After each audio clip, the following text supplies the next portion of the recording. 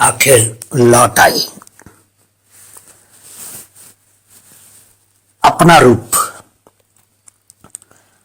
मंजू ने मन में निराशा की भावना के साथ सोचा कि ऐसा तो नहीं होना था।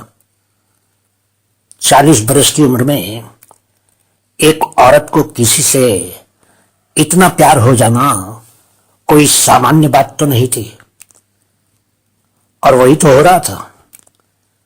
वो समझ नहीं पा रही थी कि उसको क्या होता जा रहा था। मेरा भरा पूरा परिवार है, सब कुछ तो है मेरे जीवन में, मेरे पास किसी चीज की कमी नहीं है। मैं 2 जवान बच्चों की मां हूं और मैं अपने पति से प्यार करती हूं। फिर मेरी आंखें तरुण को क्यों ढूंढती रहती हैं? उसने बहुत ही उदास और दुखी मन से सोचा। जब वह उसी कैंटीन के दूर वाले हिस्से में बैठे तरुण को लंबे समय से देख रही थी, उसे ऐसा महसूस होने लगा जैसे उसके चेहरे पर शर्म की लाली छा रही थी। मंजू वास्तव में भ्रमित और स्पष्ट रूप से शर्मिंदा महसूस कर रही थी, लेकिन उस मौके पर वह अपने उस अचानक उमड़ आए प्रेम को किसी भी तरह से दबाने में असफल हो रही थी। उसको समझ ही नहीं आ रहा था कि उसका क्या होने लगा था। शुक्र है कम से कम वह नहीं जानता कि मुझे कैसा महसूस हो रहा है, उसने अपने आप से अपने मन में ही कहा। सामने पड़े हुए कॉफी के कप में चीनी डालने के बाद उसने हड़बड़ी में चीनी की चम्मच को जरूरत से कुछ ज्यादा ही तेजी से कॉफी में चला दिया। उसको जरा भी एहसास नहीं था कि वो क्या कर रही थी। मंजू जानती थी कि 40 की उम्र में अब वो औरत या लड़की तो बिल्कुल नहीं रही थी जिसको आज के जवान हॉट या गर्म मानते हैं। उसको देखकर शायद ही किसी मर्द के मुंह से कोई आह निकलती, और शायद ही कोई मर्द उसको देखकर बार बार देखने की कोशिश करता। उसका रूप बुरा नहीं था, न ही वो किसी भी सुंदर दिखने वाली औरत की तरह ही दिखती थी। अति सुंदर न होते हुए भी उसके पास एक ऐसा आकर्षण या खूबसूरती थी जो उसके साथ बैठे या सामने बैठे मर्द को तब मालूम चलता था जब वो उसके साथ बातें करता था और उससे हंसी मजाक करता था। यूं भी कह सकते हैं कि वो मनमोहक थी, लेकिन वो खुद भी नहीं जानती थी शायद कि उसके पास वो खूबी थी। वो नहीं जानती थी कि 40 की उम्र में भी वो एक ऐसी औरत थी जो कई लोगों को बहुत अच्छी और प्यारी लगती थी। भले चेहरे की सुंदरता को कवि की कल्पनाओं वाली सुंदरता न कहा जा सके, इसमें कोई दो राय नहीं हो सकती थी कि उसके शरीर पर एक शादीशुदा औरत की तरह थोड़ा वजन जुड़ गया था, और उसको देखते ही कोई भी कह सकता था कि वो शादीशुदा थी और बच्चों की मां थी। अपनी उम्र की अन्य महिलाओं की तरह ही वो भी मानती थी कि वो अब थोड़ी मोटी हो गए शरीर के साथ आकर्षक नहीं रही थी, और उसका रूप भी सुंदरता के स्तर से नीचे था। लेकिन वो नहीं जानती थी कि उसके उस रूप में एक आकर्षण था जिसको पारखी लोग ही देख सकते थे और जिससे वो खुद अनजान थी। आखिर लौट आई। मारिया और मंजू। शादी के 17 साल बाद भी उसके और उसके पति त्रिदीप के बीच इस तरह का रिश्ता था जिसे सबसे अच्छा कहा जा सकता है। एक पति पत्नी के जोड़े के रूप में वो बहुत ही खुश दिखते थे और उनमें किसी भी प्रकार का तनाव या खिंचाव नहीं दिखता था। आंतरिक रूप से शर्मीली और असुरक्षित होने के कारण उसे अपने पति से किसी प्रशंसा की उम्मीद नहीं होती थी, लेकिन इसका मतलब ये नहीं था कि उसको अपने पति से कोई शिकायत थी या वो उनसे खुश नहीं थी। इसके अलावा दोनों घर और कैरियर में व्यस्त होने के साथ साथ अपनी किशोरावस्था के 2 बच्चों के सामने मंजू कभी भी अपने पति के साथ इस तरह के किसी भी आदान प्रदान के लिए खुद को तैयार नहीं कर पाती थी। अगर कभी उसके मन में पति से कोई शिकायत होती भी थी तो वो उसको झगड़े या वाद विवाद का रूप नहीं देती थी, क्योंकि वो अपने दोनों बच्चों के सामने अच्छे उदाहरण पेश करना चाहती थी। मंजू की बेटी जिया 16 साल की एक मूडी और उद्दंड लड़की थी, जो मंजू के साथ दया और आक्रोश के मिश्रण के साथ व्यवहार किया करती थी, जैसा व्यवहार 15-16 बरस के बच्चे अक्सर अपने माँ बाप के सामने प्रस्तुत करते हैं। उसका बेटा सुजय, जो अभी 14 साल का हुआ था, अभी तक एक किशोर की विशिष्ट विशेषताओं को प्रदर्शित नहीं कर पाया था, जिसके लिए त्रिदीप और मंजू दोनों आभारी थे। सुजय ने कभी भी अपनी बड़ी बहन की तरह अपने माँ बाप से खुलकर बात ही नहीं की थी। दुर्व्यवहार की बात तो दूर ही रही।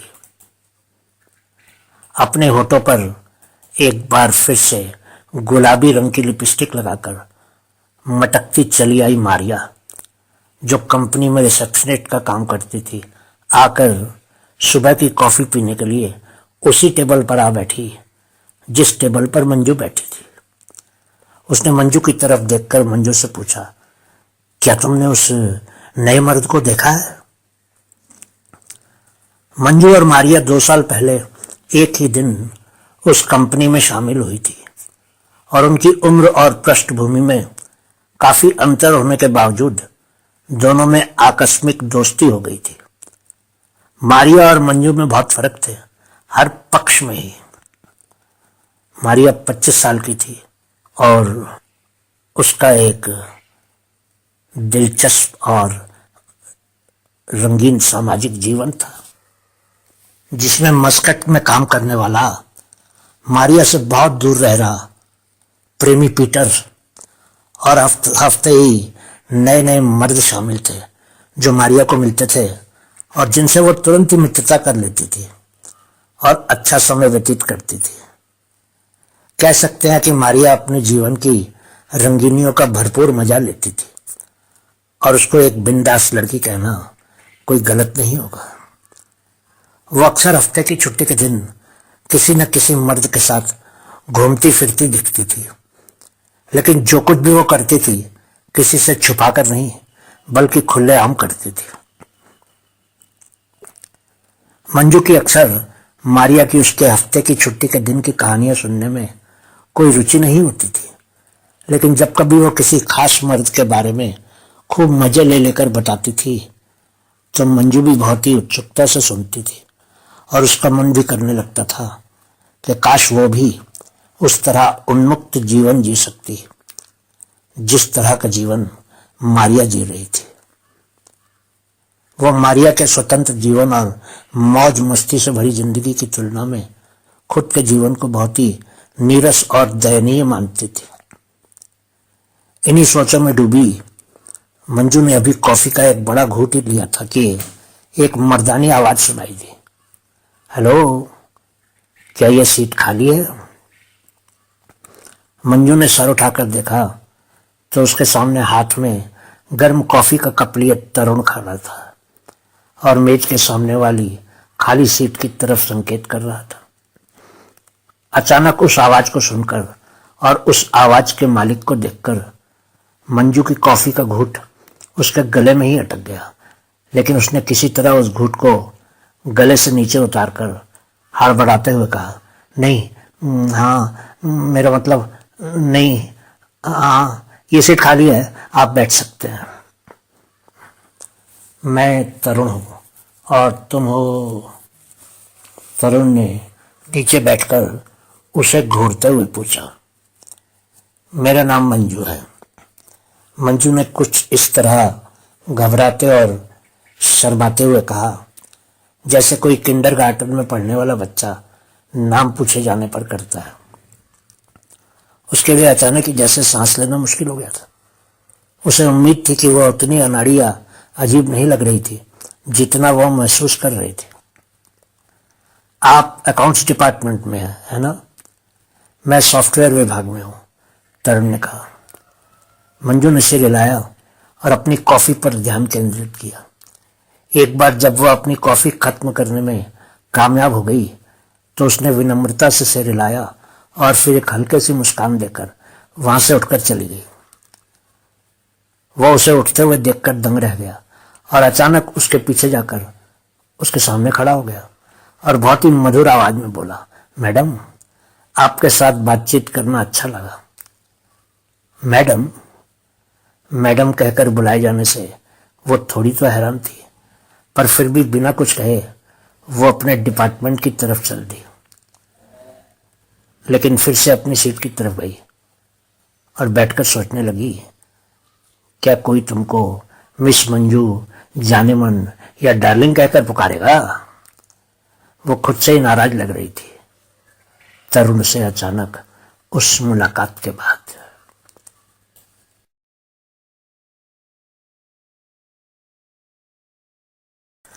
घर जाने के बाद मंजू ने बाकी दोपहर को बारी बारी से गर्म और ठंडा महसूस करते हुए बिताया। उस नौजवान तरुण से अचानक हुई मुलाकात के बाद से ही वो अजीब सा महसूस कर रही थी और उसके दिमाग में अजीब अजीब से ख्याल आ रहे थे। वो उस दोपहर बिना किसी काम के ही सॉफ्टवेयर विभाग में सिर्फ इसलिए 3-4 चक्कर लगाई थी कि शायद उसको वहां तरुण दिखाई पड़ जाए।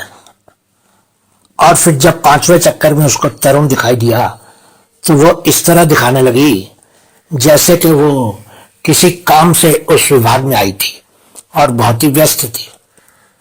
उसने देखा कि तरुण ने भी उसको देख लिया था और शायद वो भी उसकी तरफ आना भी चाहता था, पर उसके आने से पहले ही वो उस बड़े से हॉल के दरवाजे से बाहर चली गई थी। शाम को जब वो दफ्तर से घर वापस जा रही थी तो वो इस नए नए प्यार, या ये कहना ठीक होगा कि आकर्षण को दिमाग से निकालने का संकल्प कर रही थी। कुछ देर के बाद वो घर पहुंच गई तो उसने देखा कि उसका पति त्रिदीप टेलीविजन के सामने बैठा रिमोट हाथ में थामे समाचार देख रहा था। उसने ध्यान नहीं दिया कि मंजू घर आ गई थी और उसके पास ही सोफे पर बैठ गई थी। कुछ देर तक मंजू ने भी टेलीविजन पर समाचार देखे और फिर अचानक ही पति की तरफ मुड़कर पूछ बैठी, क्या मैं सुंदर दिखती हूं? लेकिन पूछने के बाद उसने मन ही मन खुद को कोसा कि उसने ऐसा बेवकूफाना प्रश्न क्यों पूछ लिया था। क्या कहा तुमने? त्रिदीप हैरानी से उसको देखने लगा क्योंकि शायद समाचारों में डूबे होने के कारण उसने सुना नहीं था, लेकिन शायद उसने जो सुना था उसने उसे असमंजस में डाल दिया था। मैंने पूछा कि क्या आपको लगता है कि मैं अच्छी दिखती हूँ? ओह, कोई बात नहीं, छोड़िए इस बात को। आप जरा सुजय को उसका गणित का होमवर्क करवा दीजिए, मंजू ने कहा और फिर जल्दी से उठकर रात का खाना पकाने के लिए किचन की तरफ चली गई। क्यों, क्या सुजय को गणित में कोई समस्या हो रही है? त्रिदीप ने पीछे से जोर से आवाज लगाकर पूछा। आपको पता है कि हमारा बेटा गणित में अच्छा नहीं है, प्लीज त्रिदीप उसकी मदद करो। आप करवा देंगे ना उसका होमवर्क? मंजू निराशा से स्वर में बोली। ठीक है, मैं देखता हूं मैं कैसे उसको गणित सिखा सकता हूं, त्रिदीप बोला। त्रिदीप ने तुरंत ही आवाज लगाकर अपने बेटे को बुलाया और फिर गणित का होमवर्क करने के लिए पिता पुत्र दोनों टीवी के सामने बैठ गए। मंजू का मन कर रहा था कि वो पति के हाथ से रिमोट छीन ले और टेलीविजन बंद कर दे, लेकिन उसने खुद को नियंत्रित कर लिया। जिया, क्या आप फोन पर बात करना बंद कर देंगी और मेज पर खाना लगाने में मेरी मदद करेंगी? मंजू ने जोर से आवाज देकर अपनी 16 वर्ष की बेटी से कहा। ओ माँ, मुझे होमवर्क करना है और कल फिर मेरी भी परीक्षा है, क्या आप सुजय को करने के लिए नहीं कह सकती हैं? जिया ने कहा। लेकिन उसके कहने के तरीके से ही लग रहा था कि वो घर के काम करने से कतराती थी और झूठ बोलकर उस खाना लगाने वाले काम से दूर भागना चाहती थी। उसको वैसे भी घरेलू काम पसंद नहीं था। मंजू ने कहा, ठीक है, अगर कल तुम्हारा इम्तिहान है तो पहले मुझे अपना फोन दो और अपनी पढ़ाई में लग जाओ।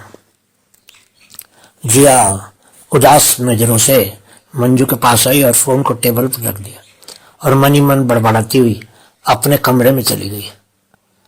जब रसोई में अकेले खाना तैयार करने के बाद मंजू डाइनिंग टेबल पर डिनर लगा रही थी तो वो उस दिन की सभी घटनाओं को एक एक करके याद कर रही थी। उसकी घरेलू गतिविधियों की हलचल में मंजू के लिए उस दिन के उसके अचानक उमड़ आए मूर्खतापूर्ण प्यार के बारे में भूलना बहुत आसान था। वास्तव में उसने खुद को भी आश्वस्त कर लिया था कि ये एक क्षणिक विपतन था, सामान्य वैवाहिक जीवन से एक प्रकार का भटकना था और उसके जीवन में उस घटना का कोई महत्व नहीं था। उसने अपने आप से ही कहा कि वो इतनी समझदार है कि अपने दिमाग को भटकने नहीं देगी और इस तरह की मूर्खतापूर्ण घटना को अपने दिमाग में नहीं रखेगी। वो खुद को यह समझाने में कामयाब रही कि तरुण उससे 12-13 साल छोटा था और उसे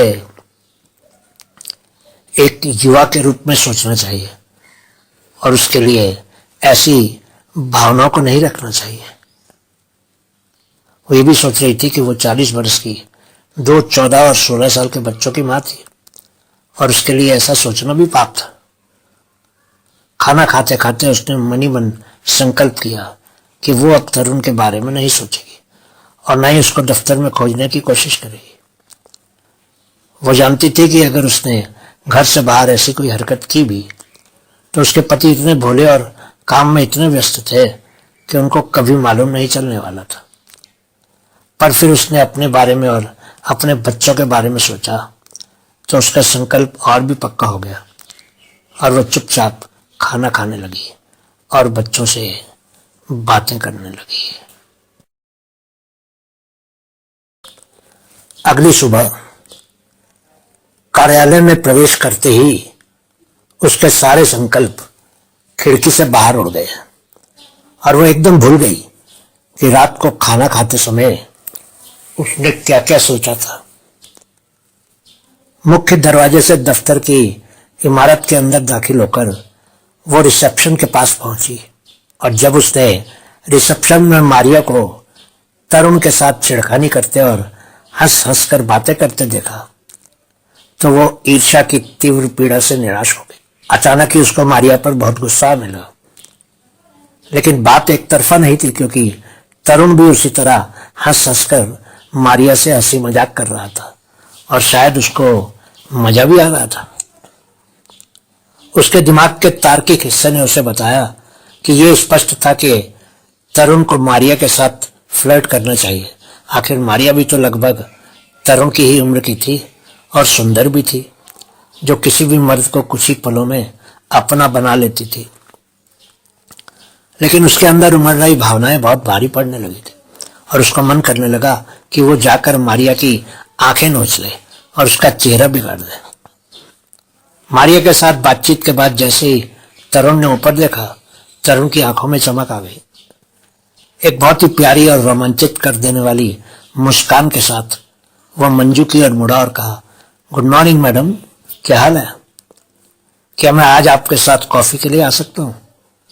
कल भी मैं आपके साथ बैठकर कॉफी पीना चाहता था, पर आप मेरे बैठते ही उठकर चली गई थी। मंजू खुद को खुश होने से रोक नहीं सकी और उसको एक पल को ऐसा लगा जैसे उसने मारिया को उसके ही खेल में पराजित कर दिया था। फिर वो सोचने लगी कि हर्जी क्या था, वो नौजवान उसके साथ सिर्फ कॉफी ही तो पीना चाहता था। थोड़ा सा शर्माते हुए मंजू ने आत्मविश्वास के साथ तरुण की आंखों में देखकर कहा, गुड मॉर्निंग तरुण, बिल्कुल, आप मेरे साथ कॉफी के लिए आ सकते हैं। यू आर मोस्ट वेलकम, तुम्हारा स्वागत है। मैं आमतौर पर लगभग 10:30 बजे कैंटीन जाती हूँ, फिर मिलता है। ये कहते हुए वो अपने चेहरे पर एक बड़ी मुस्कान के साथ अपनी सीट पर चली गई। आखिर वो अपने उस आकस्मिक स्नेह या प्रेम से बाहर नहीं निकल पाई थी। उसे ऐसा लग रहा था कि वो दिन उज्जवल और अधिक रोमांचक हो गया था और सब कुछ अच्छा अच्छा लगने लगा था। उसने पिछले कई वर्षों में ऐसा रोमांच कभी महसूस नहीं किया था। जैसे ही वो अपने डेस्क पर बैठी और अपना कंप्यूटर चालू किया, उसका मोबाइल बज उठा। घंटी बजते ही उसने फोन उठाया तो देखा कि उसके पति ने फोन किया था। उसकी मुस्कान थोड़ी फीकी पड़ गई। हेलो, उसने कहा, मैं आज रात शहर से बाहर जा रहा हूं और अगले सप्ताह तक बाहर ही रहूंगा। क्या तुम घर जाकर मेरे कपड़े इत्यादि मेरे सूटकेस में रख सकती हो? मुझे खेद है कि मैं आज सुबह तुमको बताना भूल गया। त्रिदीप ने बहुत ही जल्दी जल्दी में कहा। ओह भगवान, आपने मुझे पहले क्यों नहीं बताया? अब मुझे जल्दी घर जाना होगा और सब कुछ ठीक करना होगा, मंजू ने चिढ़ से मुंह बनाकर कहा। मैंने कहा ना सॉरी, त्रिदीप ने जोर देकर कहा। मंजू ने नाराज और अप्रसन्न महसूस करते हुए फोन कॉल काट दी। फोन कॉल के बाद वो वापस कुर्सी पर पीछे को झुककर पीठ आराम से टिकाकर बैठ गई और शाम को जो कुछ भी करने की जरूरत थी उसे दिमाग में ठीक से बैठा लिया। लेकिन वो थोड़ी घबराहट महसूस करने लगी थी।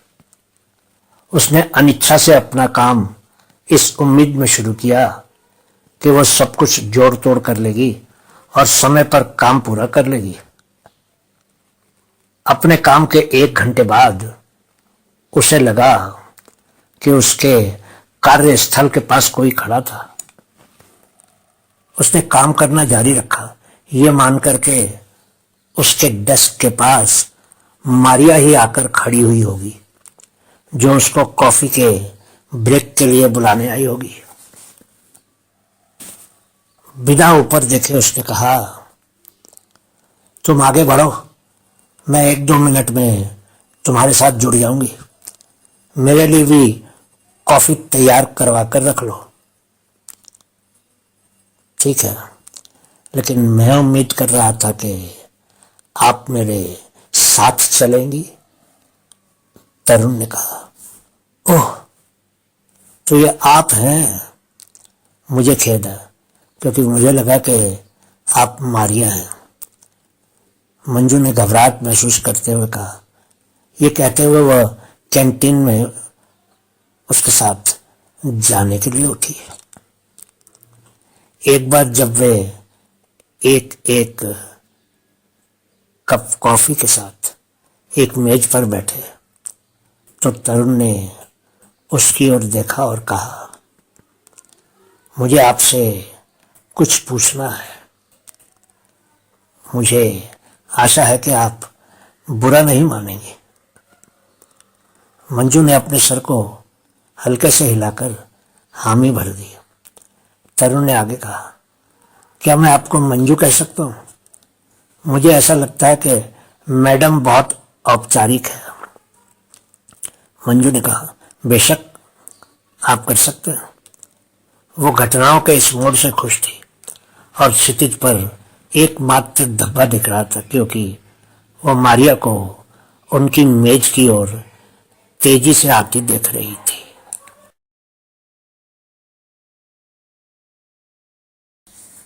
तैयारी के साथ जल्द ही वे तीनों आसानी से बातें कर रहे थे।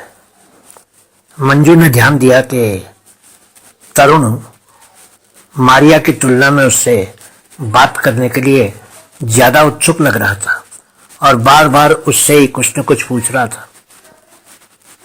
लेकिन मंजू ने इसे अपनी अत्यधिक सक्रिय कल्पना मानकर दरकिनार कर दिया। लेकिन उसके विचारों की पुष्टि तब हुई जब मारिया ने बाद में उसी बात पर टिप्पणी की कि तरुण मंजू के साथ बातें करने में ज्यादा उत्सुक लग रहा था। मुझे सच में लगता है कि तरुण प्यारा है, लेकिन मुझे नहीं लगता कि वो मुझ में कोई रुचि रखता है।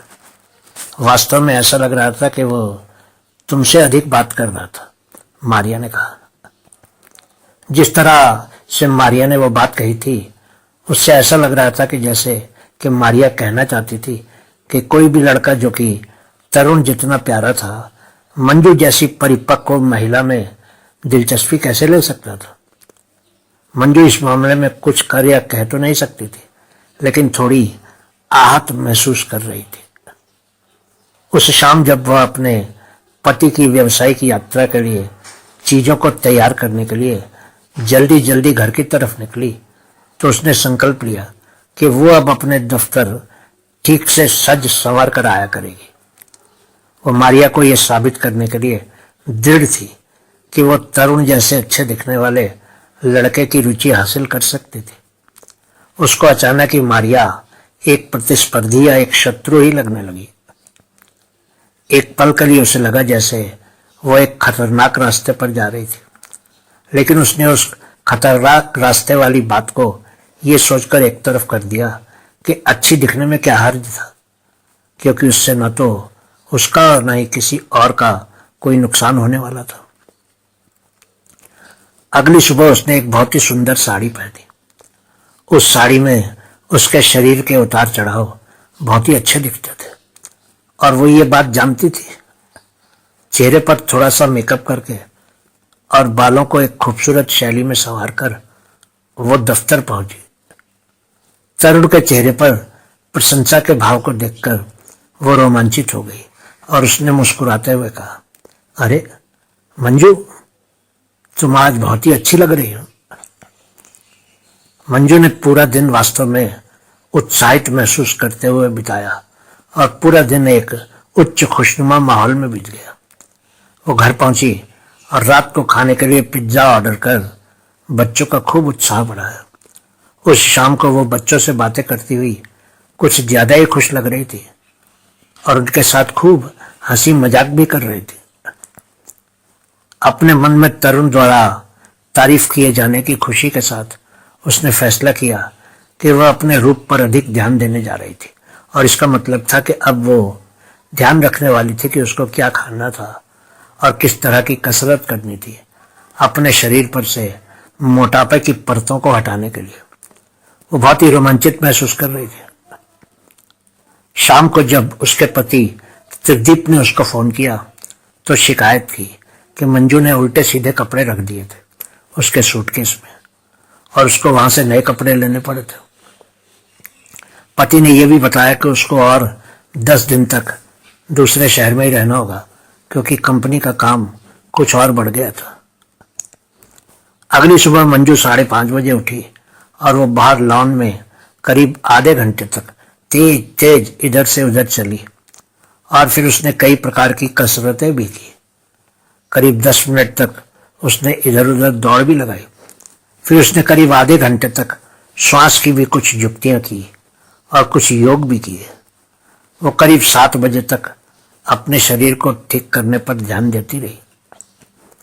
घर के अंदर आने के बाद उसने एक गिलास नींबू पानी पिया और सोचा कि शरीर को सुंदर और जवान बनाने के लिए सुबह सुबह 1-1.5 घंटा खर्च कर देना कोई बुरी बात नहीं थी, क्योंकि उसके हर दिन 1.5 घंटे के बलिदान का फल अंत में सुखद ही होने वाला था।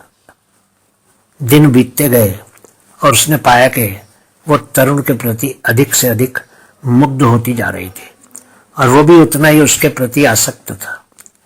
वो जितना अधिक समय उसके साथ बिताती थी, वो उससे उतनी ही अधिक आकर्षित होती जा रही थी।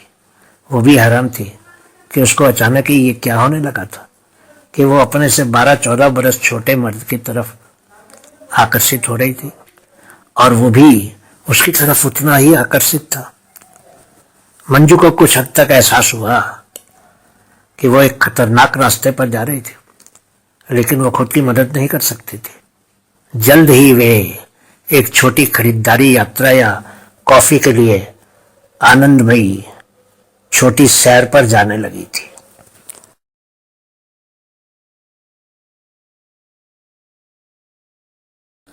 पति की वापसी। जिस दिन उसका पति अपनी यात्रा से वापस आने वाला था, मंजू ने खुद को कुछ घबराया घबराया सा पाया। पिता के वापस आने से बच्चे उत्साहित थे, लेकिन मंजू बहुत ही असहज और भ्रमित सी महसूस कर रही थी। वो जानती थी कि वो अपने पति से प्यार करती थी, लेकिन उसे लगने लगा था कि उनके रिश्ते में अब कोई गर्मजोशी या रोमांस बाकी नहीं रहा था, और कुछ भी ऐसा नहीं था जो मंजू को उत्तेजित या उत्साहित कर सकता था। सच में उसको लगता था कि जीवन पति के साथ एकदम ही नीरस सा हो गया था। उस दिन जब 15 दिनों के बाद जैसे ही उसका पति त्रिदीप घर के अंदर आया, मंजू ने तुरंत ही अंदाजा लगा लिया कि वो वास्तव में थका हुआ था। लेकिन जब उसने सोफे पर अपना बैग रखा और जानना चाहा कि रात के खाने के लिए क्या पकाया था, तो मंजू बुरी तरह से चिढ़ गई, क्योंकि उसने मंजू की तरफ एक नजर देखा तक नहीं था और ना ही उसका या बच्चों का या घर का हालचाल ही पूछा था। उसने महसूस किया कि उसके पति ने उसे बिल्कुल भी महत्व नहीं दिया था और ये भी नहीं ध्यान दिया था कि मंजू पहले से बेहतर कपड़े पहने हुई थी और कुछ फुर्तीली और तंदुरुस्त दिख रही थी। अपने गुस्से को दबाकर, होठों को बीचकर मंजू ने पति के बैग में से उनके कपड़े निकाले और फिर उनको वॉशिंग मशीन में डालकर डिनर परोसने लगी। रात का खाना खत्म होने के बाद बच्चे वापस अपने कमरे में चले गए और उसने खुद को अपने पति का अध्ययन करते हुए पाया। वो बहुत देर तक बैठी त्रिदीप के चेहरे को ही देखती रह गई, जैसे कि वो उसके चेहरे से उसके अंदर की बातों को जानने की कोशिश कर रही थी। लेकिन त्रिदीप ने कोई प्रतिक्रिया नहीं दिखाई। उसका पति त्रिदीप मंजू की उपस्थिति से बेखबर लग रहा था और टीवी पर अधिक केंद्रित लग रहा था। आधे घंटे के बाद वो बिस्तर की तैयारी के लिए उठी। मैं सोने जा रही हूँ, मुझे टहलने के लिए 5:30 बजे उठना पड़ता है, मंजू ने कहा। तुम कब से टहलने जाने लगी? ये अच्छी बात है कि तुम जानती हो कि तुम्हारी उम्र तो कम नहीं हो सकती, पर हाँ, शरीर का मांस जरूर कुछ कम हो जाएगा व्यायाम करके। त्रिदीप ने टेलीविजन पर समाचार देखते देखते ही कहा, लेकिन वो आहत हुई क्योंकि उसने उसकी तरफ एक बार भी नहीं देखा था। कुछ दिनों के बाद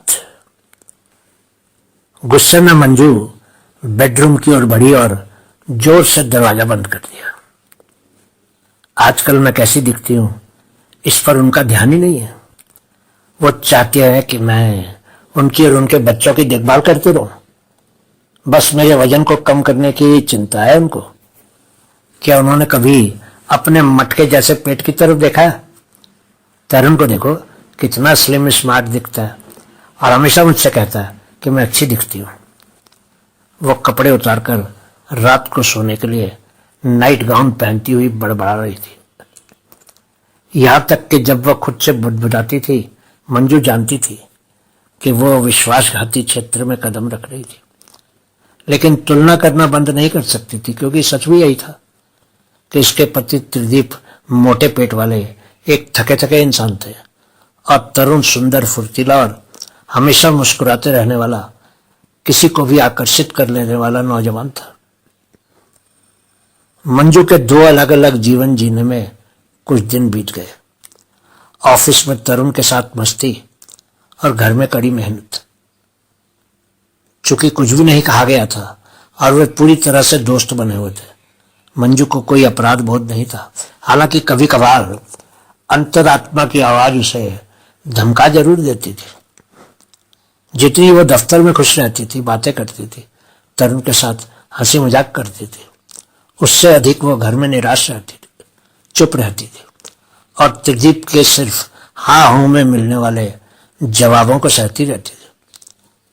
वो 2 तरह की जिंदगी जीना आसान नहीं था, पर वो खुश थी और वो कुछ भी बदलना नहीं चाहती थी। कभी कभी उसे तरुण की आंखों में कुछ ऐसा संकेत दिखाई देता था जिससे यह संकेत मिलता था कि वह उसके प्रति आकर्षित हो रहा था, और मंजू की इस बारे में मिश्रित भावनाएं थी। पत्नी में हो रहे परिवर्तनों की परवाह किए बिना त्रिदीप अभी भी अपनी ही दुनिया में बना हुआ था।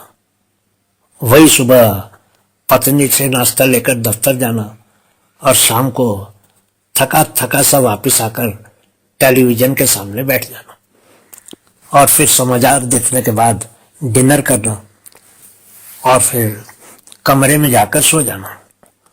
उसकी दिनचर्या में कुछ भी तो रोमांचकारी नहीं था। लेकिन चीजों ने एक नाटकीय मोड़ ले लिया जब त्रिदीप ने कुछ सहयोगियों के साथ एक लोकप्रिय मॉल में ग्राहकों से मिलने से लौटते समय एक ब्रेक लेने का फैसला किया।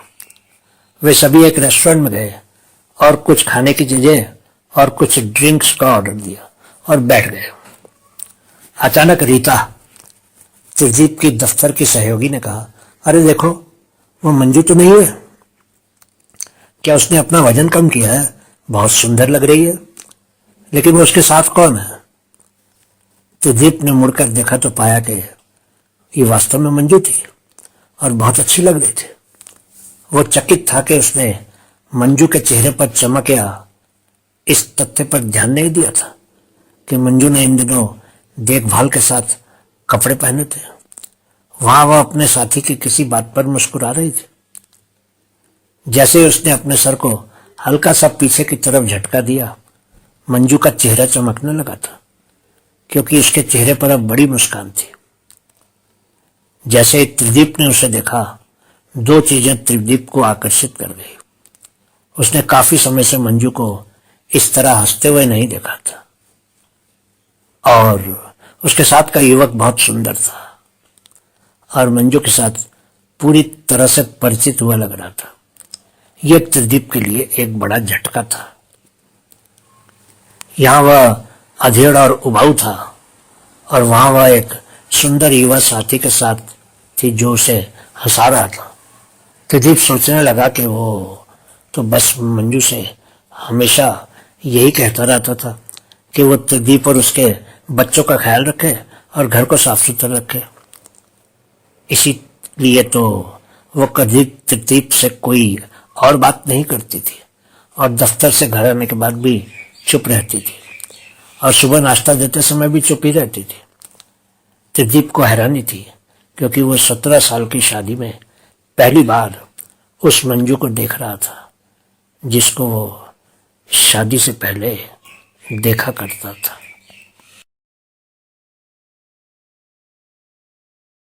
पति के साथ डेट।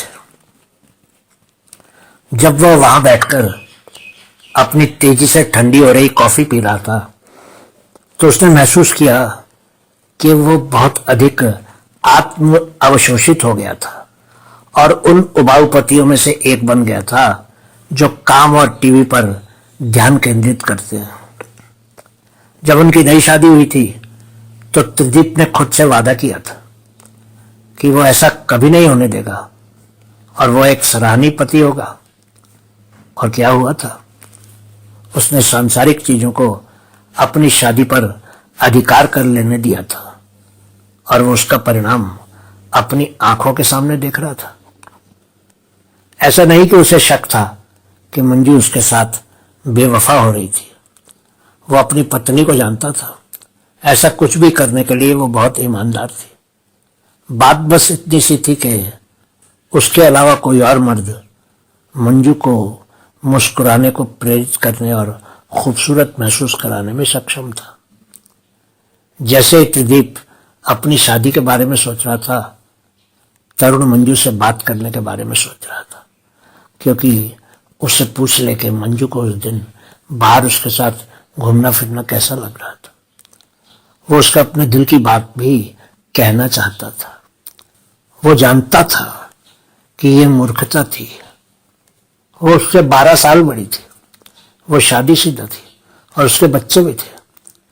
लेकिन इस बात से इनकार नहीं किया जा सकता था कि वो उसके प्रति आकर्षित था और उसे बहुत पसंद करता था।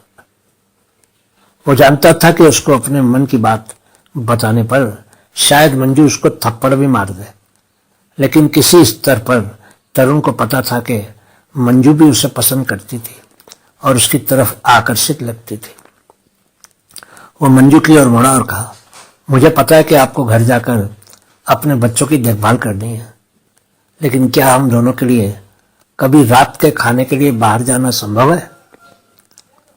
जैसे ही मंजू ने उसकी ओर देखा, वो जानती थी कि रात के खाने के लिए सहमत होने का मतलब चीजों को अगले स्तर पर ले जाना होगा। वो जितनी भोली थी, वो भी जानती थी कि रात के खाने के लिए हाँ कहने का मतलब था कि वो उन दोनों के बीच चीजों को बदलने को लिए तैयार थी। उसने कहा, क्या मैं इसके बारे में सोच सकती हूँ? तरुण निराश था, लेकिन उसने अपनी सहमति व्यक्त की।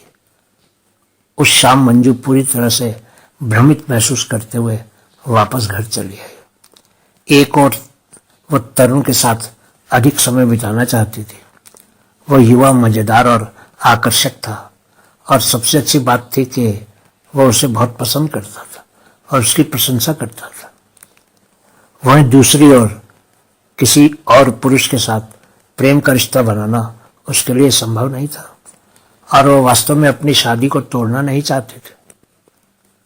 उस दिन तरुण के साथ काफी समय बिताने के बाद जैसे ही वो अपने घर के अंदर आई, वो घर के कामों में उतरने के लिए तैयार थी।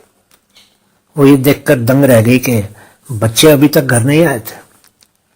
घबराहट से उसने चारों ओर देखा और फोन करने के लिए अपने बैग से अपना फोन लेने के लिए दौड़ी। जैसे ही वो बैग तक पहुंची, हाथों की एक जोड़ी ने उसे पीछे से पकड़ लिया और एक आवाज फुसफुसाई, चुप, बच्चे तुम्हारी मां के घर पर है। अब सुंदर स्त्री, क्या मैं तुम्हें रात के खाने के लिए बाहर ले जा सकता हूं? जैसे ही उसने अपने पति की आवाज सुनी और उसकी बाहों को अपने चारों ओर महसूस किया, वो जानती थी कि चीजें ठीक हो जाएंगी। उसने उसे देखा और मुस्कुरा दी। उसने कहा, मुझे रात के खाने पर जाना अच्छा लगेगा, लेकिन क्या कोई खास मौका है? सिद्दीप ने उसकी ओर देखा और कहा, क्या मुझे तुम्हें बाहर डिनर के लिए ले जाने के लिए कोई बहाना चाहिए? मंजू ने सवाल पर विचार किया और कहा, लेकिन चीजें बदल गई हैं। सिद्दीप ने बस उसे चुप कराने के लिए उसके होठों पर अपनी उंगली रखी और कहा, मुझे पता है, लेकिन क्या तुम मुझे बदलने का मौका दोगी? मुस्कुराते हुए उसने सिर हिलाया और कहा, ठीक है, लेकिन क्या मैं पहले एक फोन कॉल कर सकती हूँ? सिद्दीप ने कहा, मैं बाहर कार में इंतजार करूंगा। एक बार काम पूरा करने के बाद बाहर आ जाना। मंजू ने अपना मोबाइल उठाया और तरुण का नंबर डायल किया और कहा, हाय, सुनो, मैं रात के खाने के बारे में सोच रही थी और मुझे नहीं लगता कि ये इतना अच्छा विचार है। एक अच्छा दोस्त होने के लिए धन्यवाद, लेकिन हम दोनों जानते हैं कि ये इससे आगे कभी नहीं हो सकता।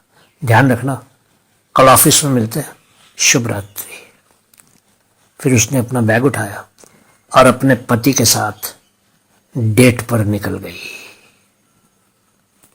बहुत बहुत शुक्रिया आप सभी का।